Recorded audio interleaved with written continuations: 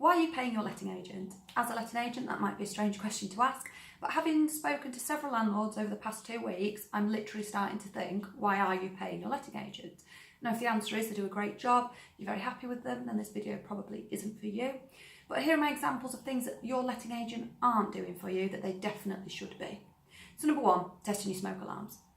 I spoke to a landlord the other day who had a tenant moved in by an agent.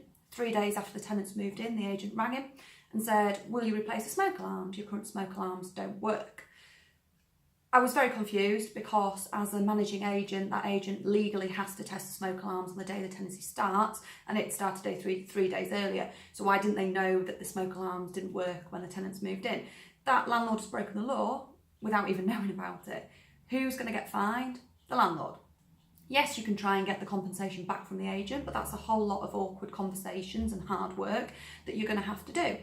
So this makes me ask, is that agent up to date on current legislation and regulation? I don't think so.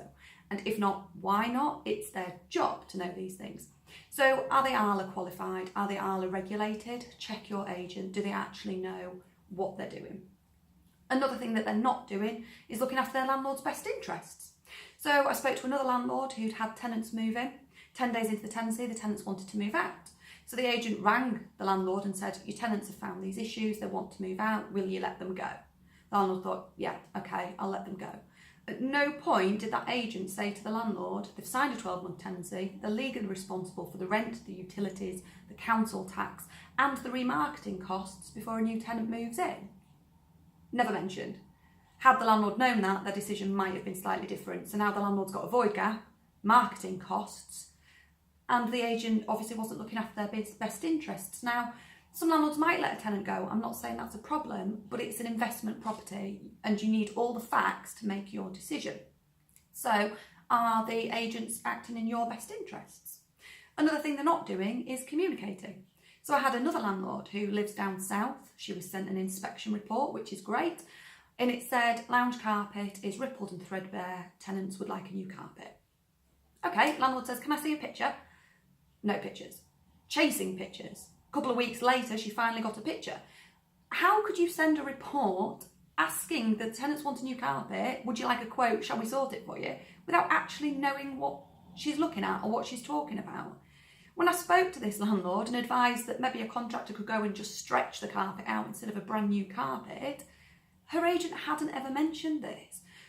Whose favour are they working in? And yes, we have a responsibility to act in a tenant's best interests. And of course, if a new carpet was required, you'd get a new carpet. But a landlord needs all the facts. So what I would say is, why are you paying your agent to give you bad information and lose you money? If you would like to discuss switching agents, which is completely hassle-free and I can do it all for you and discuss the process with you, please feel free to give me a call. Or I do a one-off property portfolio review, which would help you know you are legally compliant by testing smoke alarms. Another landlord I had the other day, I went to test the smoke alarms on an inspection, which is normal practice. The tenant says to me, oh, they've not worked for 3 years. The other agent never tested them. Why are you paying about 10% a month for somebody not to do their job? If you would like to discuss this further, the office number's 01423 529 250 or the email sarah@homesforharrogate.co.uk, and I certainly won't be paying an agent if they weren't doing a proper job. Thank you.